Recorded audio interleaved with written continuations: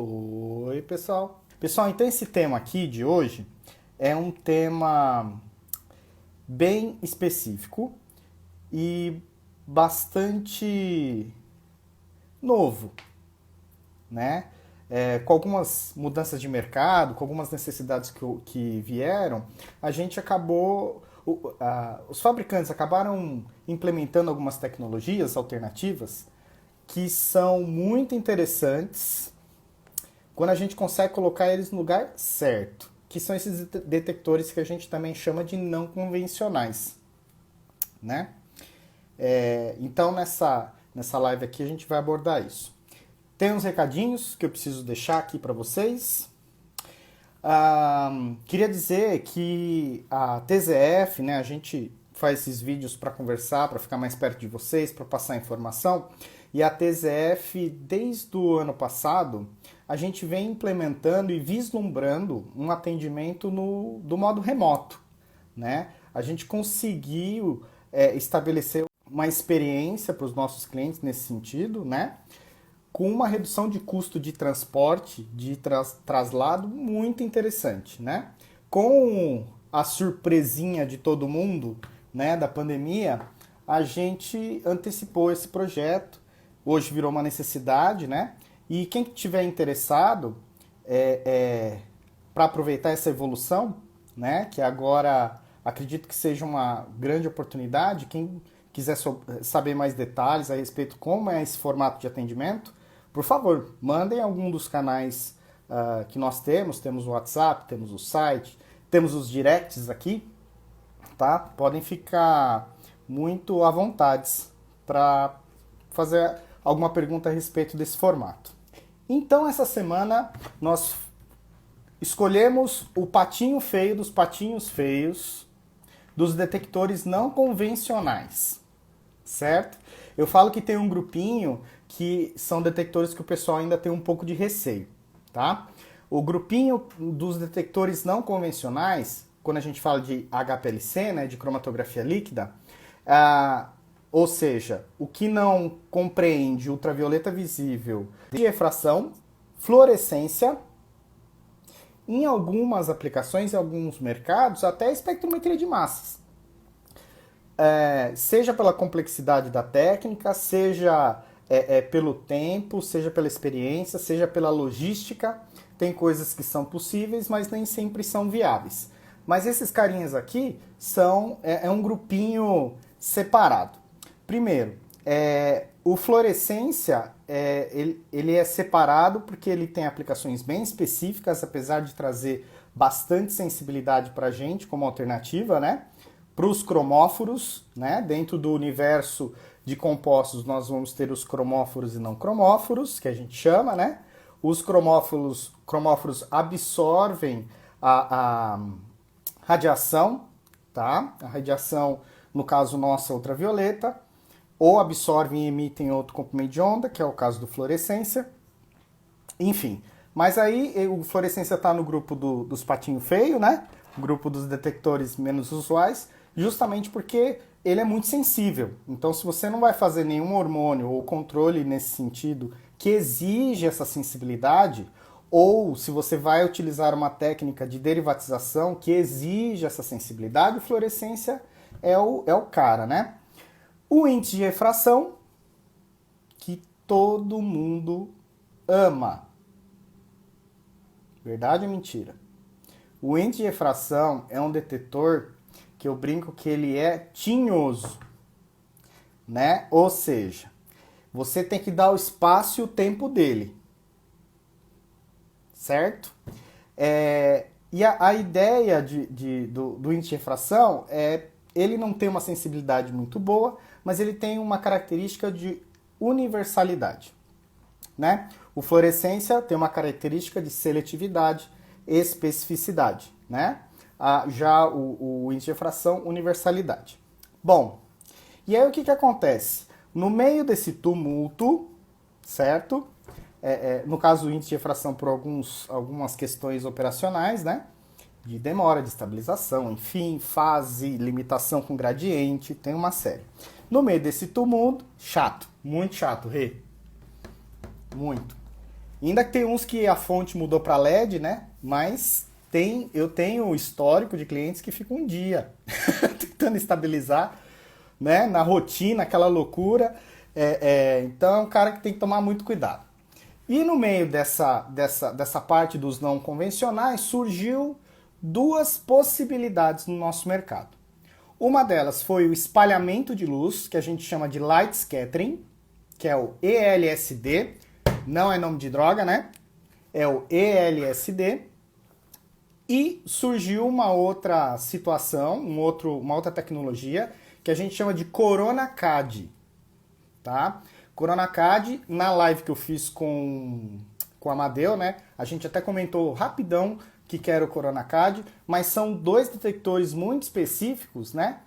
Não convencionais, que entram aí no meio, certo? E aí, dentro dessa história, a gente lançou uma enquete para entender um pouquinho sobre o que o pessoal dava de retorno a respeito desses detectores não convencionais, né? Só para a gente entender, basicamente hoje a gente vislumbra eles em duas aplicações específicas, tá? Uma delas a gente trabalha na parte de alimentos, que é a determinação de lactose. Sabe o zero lactose?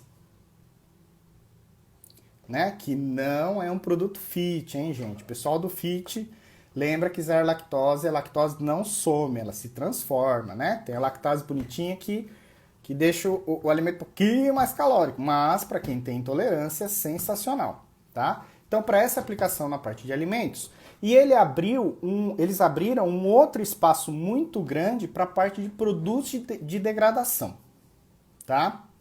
Por quê? Porque além deles conseguirem contemplar os nossos compostos alvos cromóforos, eles também conseguem contemplar os não cromóforos, certo? E com isso ele te traz, ambos, né? Eles vão trazer mais informação para você conseguir fechar o seu balanço em algum estudo de degradação, na parte de fármacos, tá? E aí, para a gente chegar nesse objetivo, né? Para a gente chegar nesse objetivo, esses detectores, eles vieram fazer um trabalho simplificado, entre aspas, e bem entre aspas, quando eu tenho controle sobre todo o estudo, né? Mas eles vieram trazer um trabalho simplificado que seria de um espectrômetro de massas, mesmo sendo um single quadrupolo, tá? É como se, devido às características que eles têm, eles conseguem trabalhar um controle de qualidade sem muita complexidade. Às vezes a gente não consegue implementar um espectrômetro de massa no controle de qualidade, a gente deixa ele na parte de pesquisa e desenvolvimento, né? E aí esses detectores eles conseguem entrar e fazer um pouquinho do trabalho, tá? Então a ideia desses detectores não convencionais seria contemplar uma menor complexibilidade para aquelas análises já desenvolvidas e já controladas em um estudo de degradação, por exemplo. Para isso a gente fez algumas perguntas da enquete e se vocês, conforme a gente vai conversando, tendo dúvida, por favor, coloque aqui para a gente a sua dúvida, tá? Que a gente vai responder. Tá? Então, seguindo um pouco a nossa enquete, esses detectores eles estão razoavelmente populares, né? Razoavelmente populares. Todo mundo sabe que eles existem, né? A gente tem um movimento a respeito da aplicação deles, né? Justamente para conseguir esses caras que os não cromóforos gerados numa degradação ou alguma molécula com essa característica, eu não vou conseguir pegar num detetor convencional. Essas moléculas que não têm a característica de ser cromófora, elas não vão conseguir aparecer no UV-Vis, muito menos numa fluorescência, mesmo em baixas concentrações. Agora, no ELSD e no CAD, com certeza você vai ter uma boa resposta. Aqui a gente teve uma pergunta, ó, no UV usamos cafeína para avaliar o sinal o que podemos usar para o light scattering? Rê, olha que interessante, a cafeína é quase que universal, tá? Mas o ideal seria a gente usar um composto alifático, ou um composto que tenha uma característica um pouquinho diferente no light scattering. Mas no light scattering a cafeína também vai aparecer. A gente usa cafeína para testar massa, a gente usa para testar GC, a gente usa para testar HPLC. A cafeína é uma molécula que ela pode ser utilizada também para o light scattering ou para o CAD também, tá? Sem problema nenhum. Sem problema nenhum. Recomendo. O que a gente precisa fazer, e aí eu já estou adiantando alguns assuntos aqui daqui da nossa enquete, né? O que acontece? Ó, o light scattering, pela característica do detetor, o grande problema não, característica da técnica, né? É a respeito da resposta que a gente tem, tá? O light scattering, ele dá uma resposta pra gente, normalmente logarítmica, tá? Normalmente logarítmica. Então, o que acontece? Se você forçar um pouquinho a curva de calibração, e lógico que a gente quer ver aquelas curvas de calibração maravilhosas, com um monte de 9 depois da curva, né? Depois da vírgula, ele vai ter uma tendência a virar logarítmica, primeiro quadrática e depois logarítmica, tá? Então isso, às vezes, impacta muito se eu tenho diferença de concentração dentro da minha estratégia de análise. Muito mesmo, tá? Isso é o que light scattering acaba trazendo pra gente. Então, você vê muitos artigos, né? Principalmente em algumas aplicações, por exemplo, lactose, que a gente às vezes precisa fazer uma curva um pouquinho maior, não tem jeito, eu preciso linearizar ela, fazer LN da curva, né? Aí tem uma série de complicações para frente, na parte de validação de método, etc, etc, etc. Então, qual que é a dica que a gente dá? Reduz um pouco a faixa de trabalho. Tenta atingir o máximo a faixa de trabalho, mas de forma um pouco mais reduzida, tá? Por outro lado, a gente tem o detetor, o CAD, né? Que ele tem um pouquinho mais de linearidade pela característica da técnica, tá? Pela característica da técnica. Então, como ele usa basicamente uma fonte PCI, eu só preciso ajustar certinho o eletrômetro atrás, né? Para ele não saturar. E usar alguns filtros quando necessário, tá? Bom, vamos seguir as perguntas aqui. A gente fez uma pergunta que você tem equipamento para determinação de compostos não cromóforos? Né?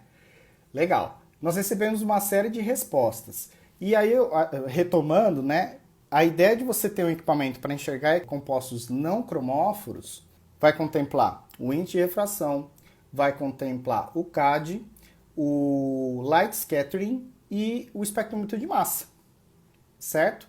É você buscar uma alternativa à universalidade que nós precisamos, ou seja, ter maior informação da maior classe de compostos possíveis no único detetor. A terceira pergunta que nós tivemos na enquete foi: você utiliza o detetor light scattering para qual tipo de análise? Aqui nós tivemos algumas respostas.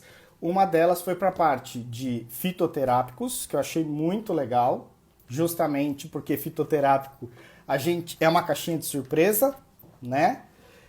A gente teve uma resposta aqui para a parte de análise de lactose também. É interessante o light scattering. Inclusive, a gente fez a TZF fez um desenvolvimento, né, nessa parte que foi muito interessante mesmo, tá?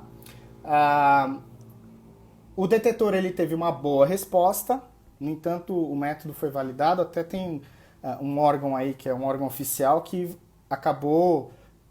está ainda trabalhando com esse método para a parte de fiscalização, né?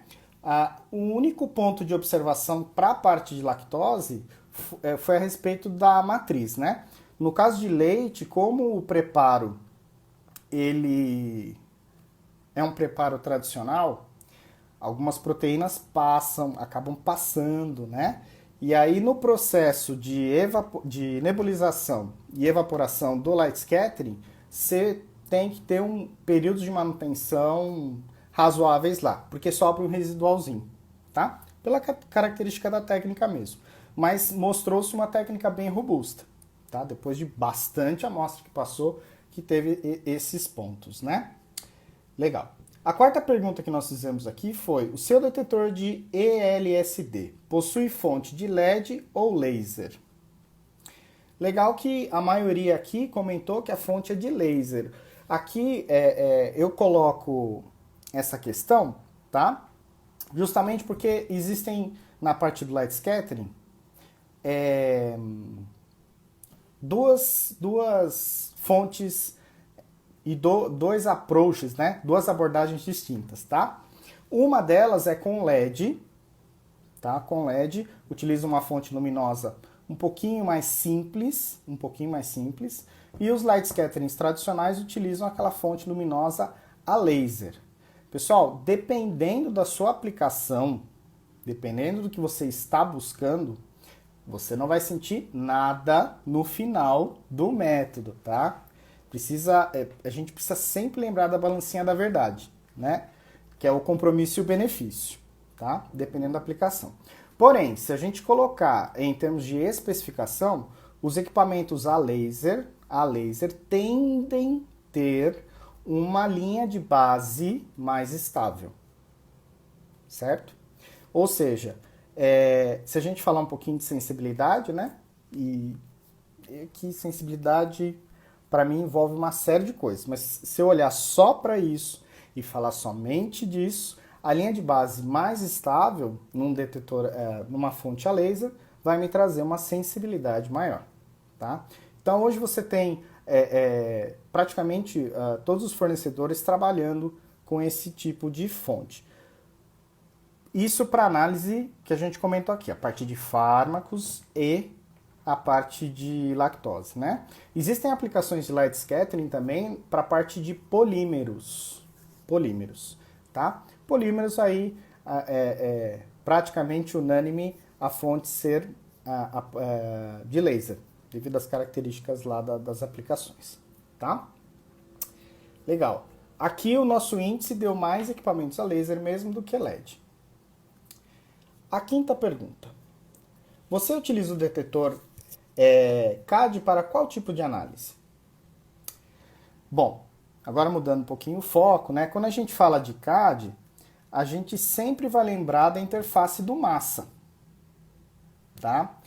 E é interessante que tanto um quanto o outro, mas vamos falar do CAD. A ideia de você utilizar esse CAD dentro de uma abordagem analítica, né? É você utilizar os mesmos solventes, a mesma fase móvel, a mesma coluna que você utiliza num espectrômetro de massa, tá? Então, nesse caso aqui, quando a gente fala do Corona CAD, ele vai ter uma resposta parecida com aquela interface chamada APCI, tá? APCI, né? Em termos de ionização. A forma da ionização, o comportamento dos compostos ionizáveis, tá?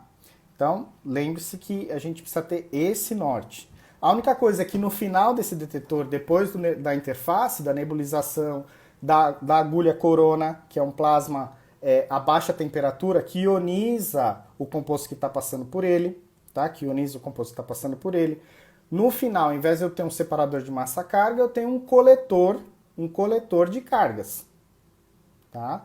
Então, a partir desse aerosol, tem a descarga da corona, que é inclusive o nome do detetor, e no final eu tenho um coletor de cargas.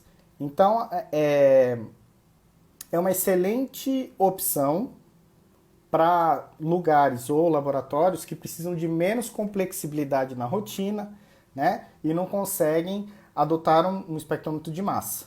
Mas a ideia do CAD é exatamente essa.